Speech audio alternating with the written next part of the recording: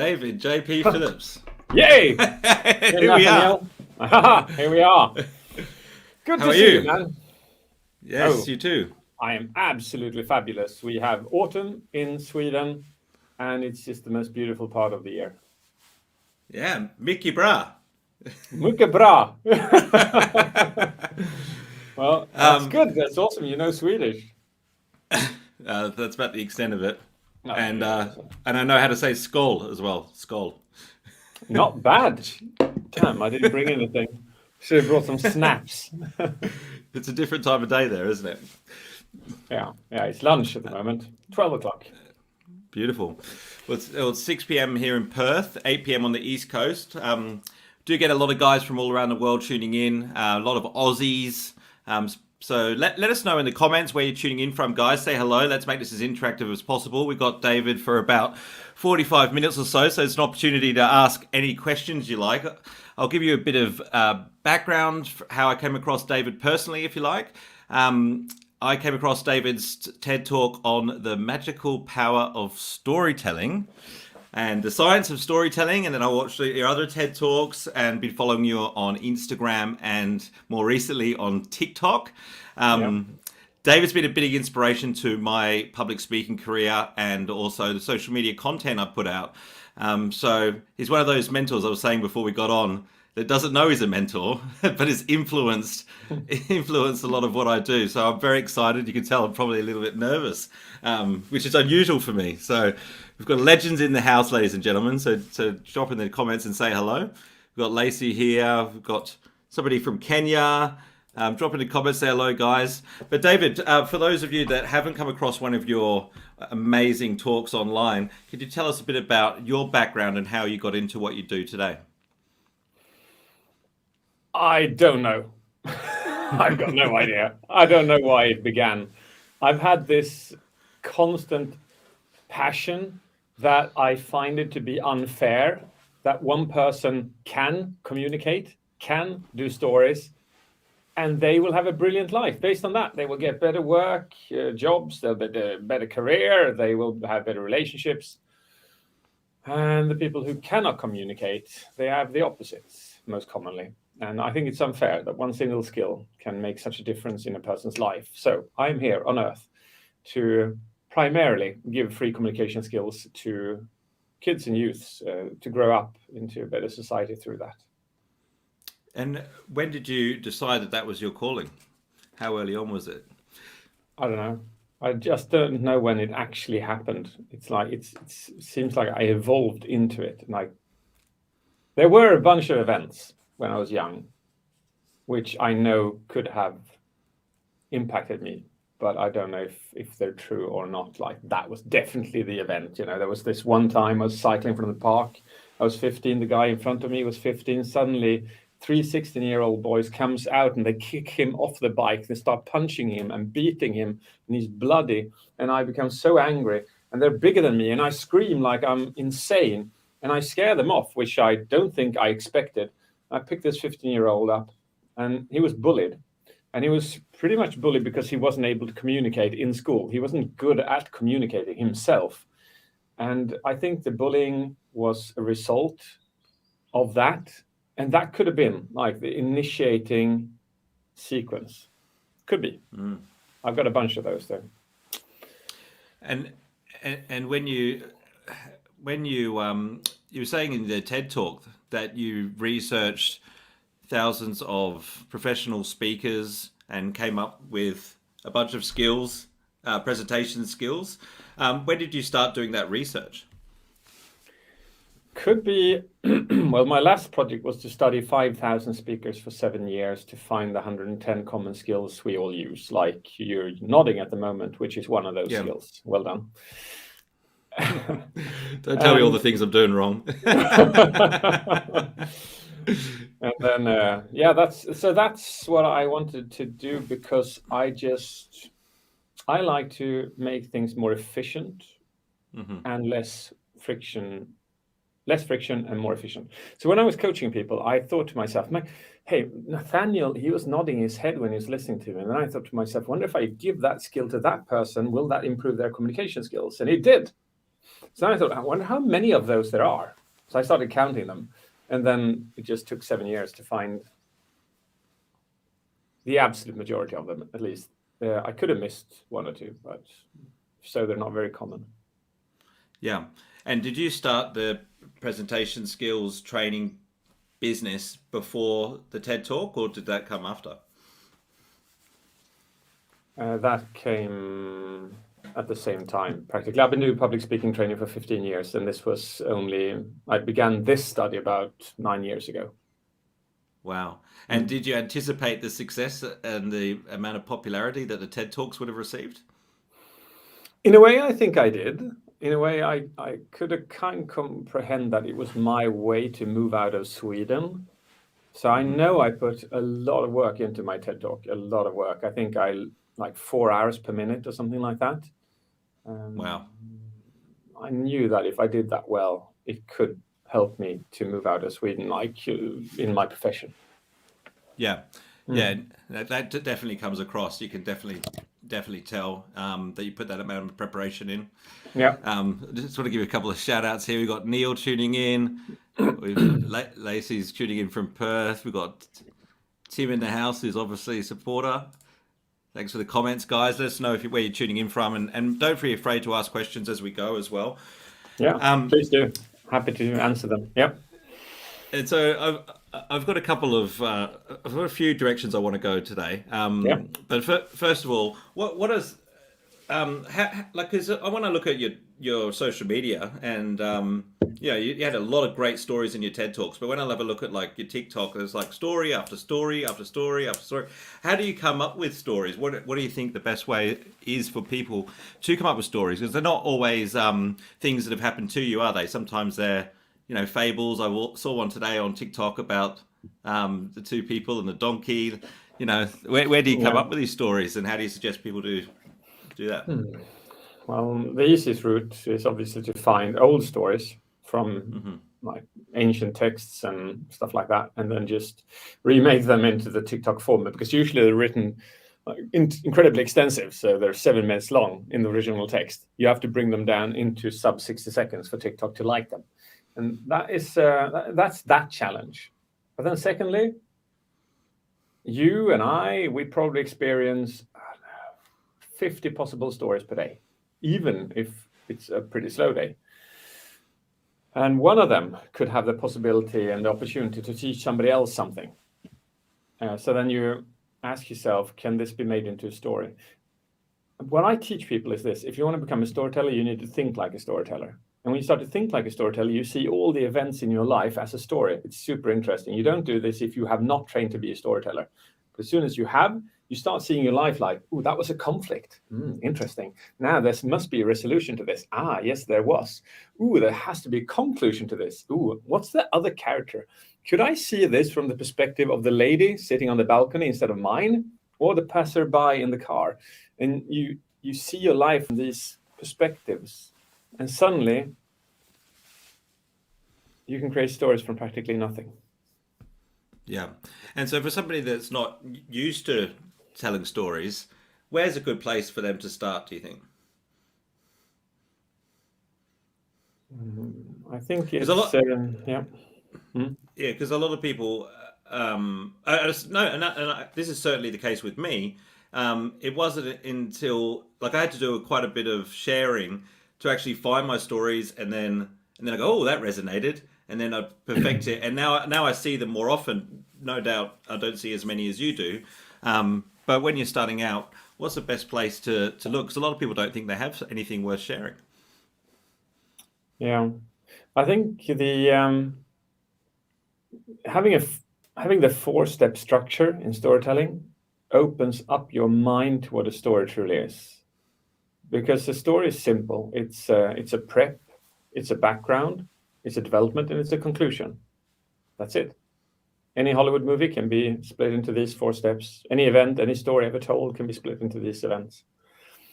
But the thing is that most people, they jump into step number, I've got to have those 4 fingers. Step number 3, i.e. development. That's what most people just throw themselves into. So somebody asks them, how was your weekend? And then boom, You just throw yourself into the action of the weekend.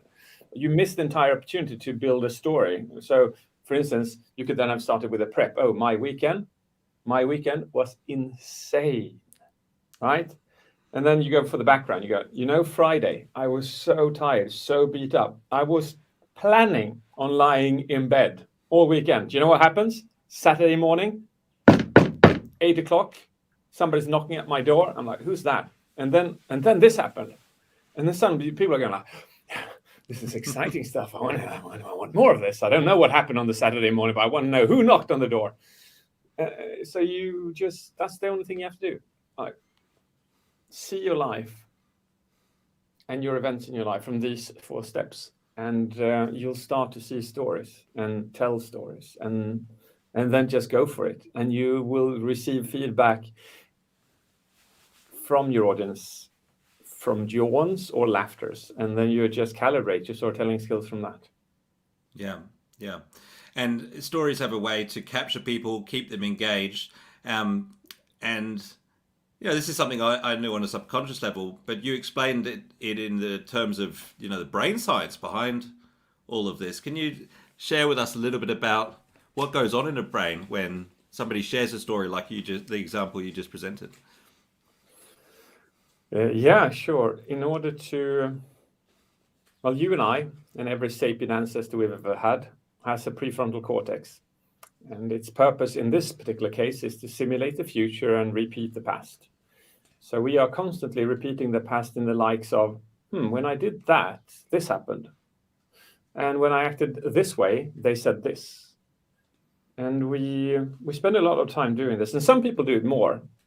And maybe they go back and they go like, why did they say this? Oh, why did I do that? Oh, why did I quit my job? And they tell sad stories about themselves.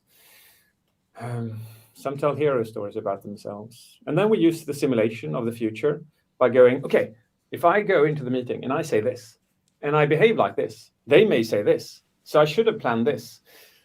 This is our brain. This is how it understands reality. If without that, you would not be able to exist.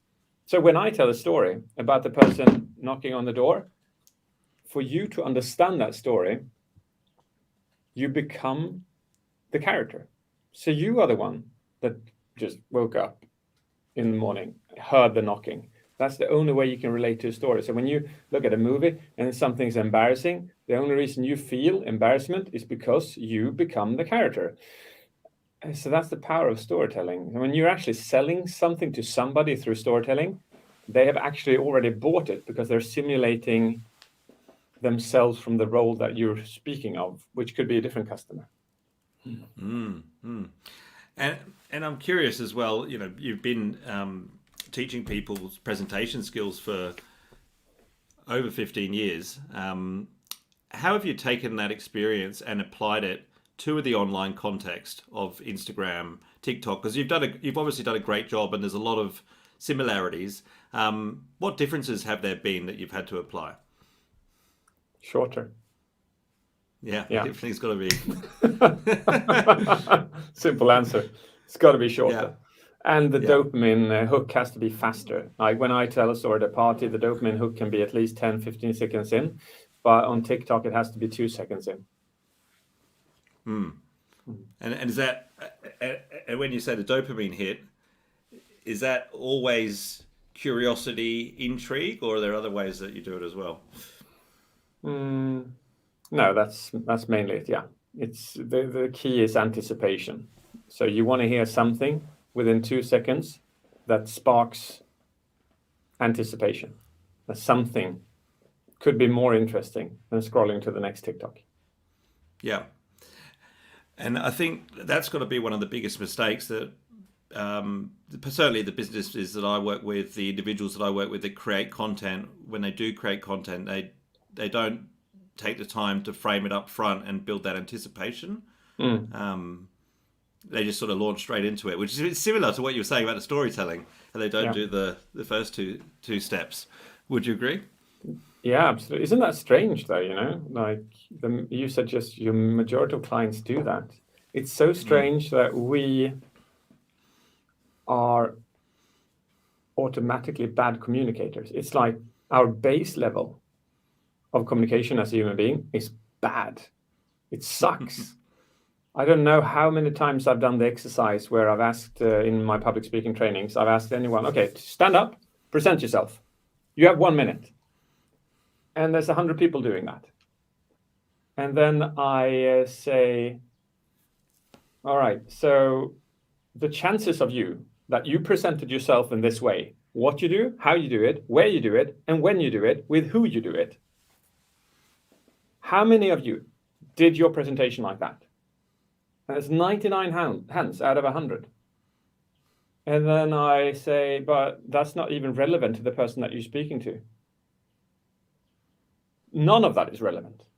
How do you expect hooking a person if you just a minute of what you've done and how you've done it and where you've done it?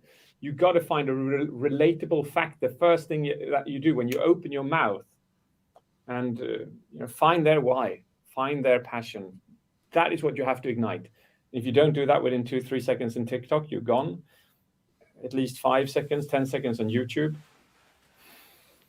That's the trick. I'm just amazed that automatically by base level, people are bad at communicating. We've got a couple of questions that have dropped in the comments here, so I'll bring some up. I've got Paul, who's over in the UK. He's asked, what is the best way of using stories on social media when people have such short attention spans? I suppose we're diving a bit deeper into what we've just been discussing, aren't we? Yeah. So I think the platform where people have the shortest attention span is probably TikTok. And the way I build my stories on TikTok is that they're supposed to be super snappy. That they have to move a person through the entire story in a really quick way, with dopamine. But at the same time, I've also found that I've seen some storytellers on YouTube or on TikTok which are very, very good, and they just do dopamine, like gada, this happened and this happened and this happened. I didn't expect that, and then this happened. The woman screamed. And it's like you're bombarded with all these impressions, so it overloads your brain, and you just enjoy that sensation. But I've also realized when I do storytelling, I try to enjoy the oxytocin part of it, like making the character important, creating a connection, doing it slow, with intense eye contact, with pauses, like I'm there for them.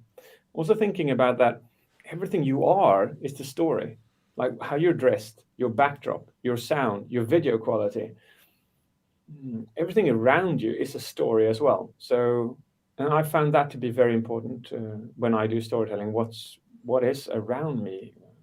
This is not where I do my keynotes. This manor is from 1796, so it's super old. And there's a room up there, which is about 100 square meters. It's beautiful. Right? It's hand-drawn paintings from 1796 on the walls. You got an open stove, you got candles, you got an open fire. And there I have my camera with that backdrop. And as soon as I turn on my keynote, people are absolutely blown away by the impression of the backdrop and the story it may carry. And now, when I give my story, everything around me is associated and creates that immersive feeling of the story. That compared to sitting with a white background, entirely just white, you cannot even compare that. Yeah, so important, so important. Lacey's asked, what is the key to a great hook under 10 seconds? Well, there are so many. I'd say that normal TikTok hooks are. I wish I'd learned this before I was 30. And other TikTok hooks could be. This is the most mind-blowing fact I've ever learned. Or you could go, this story will amaze you, and then you go into it. A very popular hook on TikTok is a teacher walked into the room, because as there's a lot of children there, they can relate quicker to that fact. So I've tried, the wise man walked into the room, the child walked into the room, the teacher walked into the room. I've tried various hooks on this. And the hook of what does a teacher the teacher walks into a room, they can relate to that. And that creates a sensation in dopamine because now they want to know what the teacher does in the room. So relatable characters also bring out a sensation of anticipation that you want to know what happened. Especially just imagine this. A 13-year-old boy walked into a room. Every 13-year-old boy watching my TikTok will now watch this with much higher efficiency than any 20-year-old. So the character relatability. I'm just thinking how I could apply this to LinkedIn. The boss walked into the room. The boss walked into a room. Oh my God. Yes. No, absolutely. Character is everything. Yeah, and I'm not active on TikTok at all, but I guess this must be the best training ground. As you're talking, I'm thinking, yeah, this is really good training. Being able to do it that short opens it up. You develop your skills so much quicker for places like LinkedIn. It's a freaking boot camp. It is a freaking boot. I've done 300 TikToks this year. Wow. That's a lot. And yeah, especially with the preparation you put into them. Yeah, and you got to keep on improving them and making them better, understanding what's happening. And I love it. I absolutely love it. It's a new format.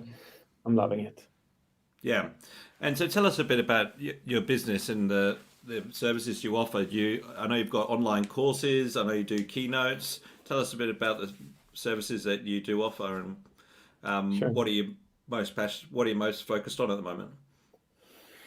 I think the biggest thing for me at the moment is I love training people to become more awesome at public speaking and storytelling. So I'm doing online masterclass and online first class. First class is like the first step of becoming an awesome public speaker. And then when you've completed that, you can move into my masterclass. I love that because it's like joining people from all over the world, talking about these challenges and giving them all the skills. And it's life-changing for so many. So I think that's what is closest to my heart now, my friend. And besides that, I do keynotes every single day, like 1-2 keynotes digitally every day. So that's a big thing. Storytelling is hot. It's smoking hot. I've got companies from practically all over the world. They're saying exactly the same thing. They say this: David, we have this problem where our clients don't get what we're selling. We need to tell the client a story that supersedes what they even thought they needed. And then they will buy our products. And that's true. That is entirely true. It's like if you're selling Advil, like aspirin or headache pill, to somebody who's got a headache, you go like, here you go, here's an aspirin. And they buy it. And you keep selling them aspirins because they got a headache. And then suddenly a competitor comes by and they say, let me paint you a vision. Let me paint you this vision. You wake up in the morning and you don't have a headache. There'll be no headache because I can give you the skills you need to go to the gym and eat right, and you'll never have a headache again. And the person who sold the aspirin will go into bankruptcy, but the person who came with the other concept, they will instead be able to sell something else. So yeah, that's the biggest thing at the moment. It's monumentally big, storytelling. Yeah. And this was proved as well by the significant object study that you talk about, wasn't it? Yeah. Oh my God, yeah. It's incredible how it's just insane, isn't it? It's like if you walk around in your house, Nathaniel, you can look at objects which are worthless to somebody else, but you would pay so much money to keep. Yeah. So if you had a thief that came into you, right, and they looked at all the stuff that looks like it's got no value, how much would you pay them to not steal a particular object, which for them seems worthless? You probably got stuff that you got from like your grandfather, grandmother, or stuff like that, which you would pay, I don't know, 100,000 for or something like that, just to keep. And that's the interesting thing with the stories, is that the story of your grandfather giving you that particular book is of such immense value. The story itself, not the book, but the story associated to it. So the study of the significant object was a play with that, just to show that a story could increase the object's value by 6,000% by one single story.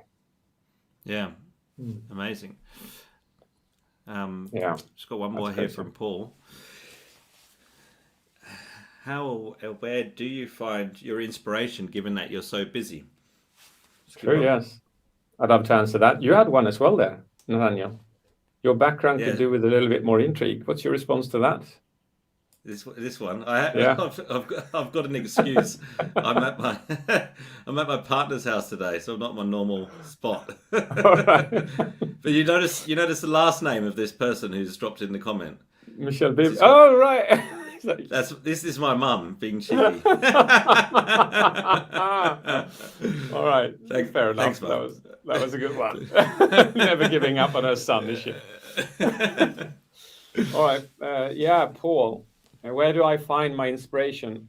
I find my inspiration from the effects of what I do. I receive messages and emails every single day from the people I teach and people on TikTok where they say that their life changed based on the skills that I gave them. They did not commit suicide because of the skills that I gave them. Their relationship was saved because of the skills that I gave them. Their life suddenly found meaning because of the skills that I gave them. And that's the core motivation of everything that I do. Now you have to make a living, so therefore I charge for my keynotes. So when corporations go to my masterclasses or they buy courses on my headgain.com platform, online platform, I charge for them. Yeah, because I got to make a living and I've got to have a team. I've got a team of 10 or 12 people helping me get my message across. But then on YouTube and TikTok, I share so much free information. It's insane. Some people actually go like, I had a salesperson who didn't want to start working for me because I shared too much information. Oh, really? That as a challenge. Just the wrong perspective. When I build my TED Talks, I ask myself, how can I take everything that I teach and give that to people in 18 minutes? They didn't have to buy another keynote from me. Everything should be in that keynote. Because if I know if I can deliver that much value in 18 minutes, it's going to be a success. That's very smart. Yeah. A lot of foresight. And what are the topics that you speak on these days? Digital presentation skills, which is so much fun. So I got like 200 people coming into a keynote and they got the cameras on. And I'm like, what was your thinking? And I like point to one of the chaps, like, I can see the contents of your nostrils. Why have you placed your camera under yourself? Another one is when I speak to people, eye contact brings out oxytocin, which is the bonding neuropeptide in our brain. And if you have your camera there and you have your screen there, it just doesn't make sense. Imagine if I spoke like this for an entire session. So that doesn't work very well. That digital presentation skills is super fun. Storytelling I do a lot, and then the masterclass and first class public speaking training. So yeah. I think that's mostly what I do at the moment. Yeah, I saw an interesting comment there. Lacey Saville said, our brain tells stories every day. And just a quick comment on that is that I do 8 years ago, I realized I'd been depressed for 19 years, which wasn't a nice realization. It was terrible. But I realized that. And I spent 1 year hacking my brain from a biological and neurological perspective because I knew so much about the brain. So I understood that I was low on serotonin and I was naturally low on dopamine. So I kind of rebalanced my brain. Anyhow, this led to me creating a WOW self-leadership course, which is a 3-day course on the subject. And one of the subjects of that course is this, that the most important story that you tell is the story you tell yourself.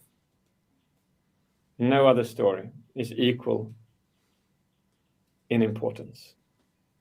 If you wake up in the morning and you tell hero stories about your day, it'll influence every single action, every single decision, every single meeting and presentation you go into. But if you tell sad stories about yourself in the day, that will also impact them, but in the wrong way. It's like, it's so important to be able to tell the right stories in your own head, and people are bad at that. People are judgmental, self-critical, and they they give themselves so much shit that if they had a friend that gave them that much shit, told those stories about them, they'd break up with them momentarily. David, do you have any mentors that have inspired you along the way, or any books that you've read that have been a big inspiration to you?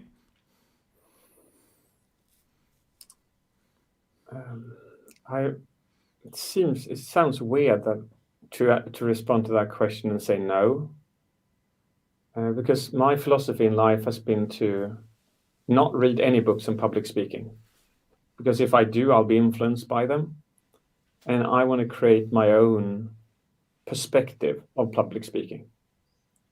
And the same thing is for self-leadership. My WOW course is different to any other course that I have ever seen or experienced or heard of, rather. So I created that, and then I went to other courses and I've read other books to see how they worked out. So I'd say my wife. My wife is my big mentor in life. She is so wise. She's the opposite of me.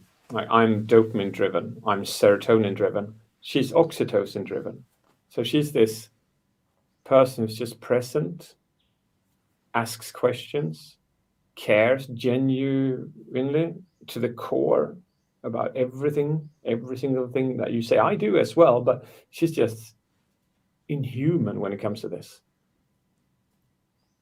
Yeah.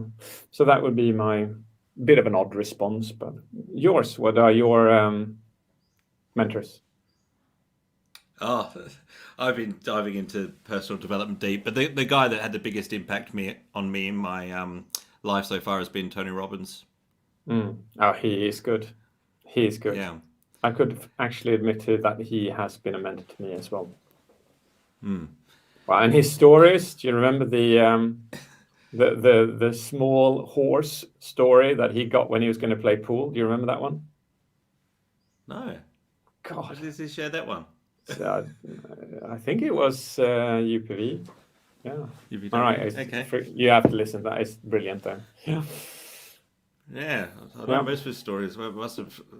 Maybe I've forgotten that one. But it's just one of those things. He hit me at the right time in my life, you know. I was at a time in my life when I needed some answers, and I went to Unleash the Power Within, and it answered a lot of them for me. Changed my direction. Been back several times. Timing is so important. There's countless guys out there, but he's the one who had the biggest impact on me, and his energy, you know, his big masculine energy is just like you. Yeah. Listen to this. Me up. Oh. I'll be listening. Yeah. And how have you found things in the last couple of years with the impact of what's going on in the world on your business? Have you seen demand grow for virtual presentation skills and keynotes and things like that, or did you find that there was a slump at the start because obviously you couldn't travel? Yeah, it's quite a difference, right? Yes, January last year I did 24 keynotes in 9 different countries, and then March I did nothing. April I did nothing, and then May I did nothing, and then my wife had a stroke in June. So there we were. We had no income. Everything was cancelled, and what I loved most was taken away from me. And then my best friend stole all the money in the company. And this was July. And I had to turn my entire company around from physical to digital and learn that, understand that, and somehow also help my wife feel better. And we did. And by September, she was feeling better. But it probably took until October and November until she was fairly back in business. And that's just about when our digital keynotes were skyrocketing. This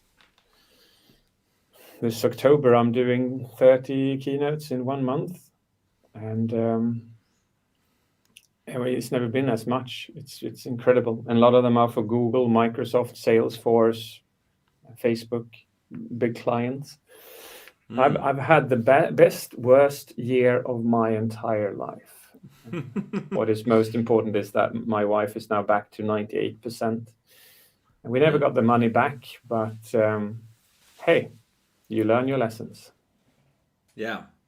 Yeah, your wife sounds absolutely fabulous, and my mum agrees, as you can see in the comments. Hey, Michelle. Oh, the polo. Oh, she Is remembers that that one. is that the, oh, that's the one you're referring to. Okay, I know Yeah, what you're talking about now. yeah, Yeah, yeah. we got Alex in the house. Alex based in Perth as well. Ah, All my West Aussies is coming in to support. ah, sweet. I'm okay, so I'm ready to start doing some online training. So which website do I go to, David? Head, which one is it? Headgain.com is my online site. Yeah. Took, Headgain.com. took me about 4 years to build that, and it's super comprehensive. I've never seen anything like it for public speaking anywhere. So yeah, anyone that wants to deep dive into that, and if you can hold off for like 2 weeks, we're launching a blended concept as well, where I'll be doing live training plus the online stuff through Headgain. So that could be Perfect. super awesome. Yeah, that sounds ideal. Mm. Okay, well, thanks so much for your time. I know it's lunchtime there, it's evening Yeah. here. And thanks for everyone that tuned in live. If you're watching the replay or you're watching the live, please do go follow David on whatever platform you're on, David JP Phillips. And go onto YouTube and check out his TED Talk, The Magical Science of Storytelling. Can't recommend it enough. Great place to start your journey with David. And David, thanks so much for being here with us today. Is there anything else you'd like to add before we wrap up? Hey, as there's so many Aussies here, I'll just say this. I want to go down and see your beautiful country. So we'll see if Nathaniel and I can set up kind of an open session and people can come book it. That would be freaking brilliant. Let's But we'll do see it. when it opens up. Besides that, Yeah. just love life, enjoy your day, and I hope I'll see you soon. Thanks everybody for tuning in. We'll see you next week on Monday Night Live.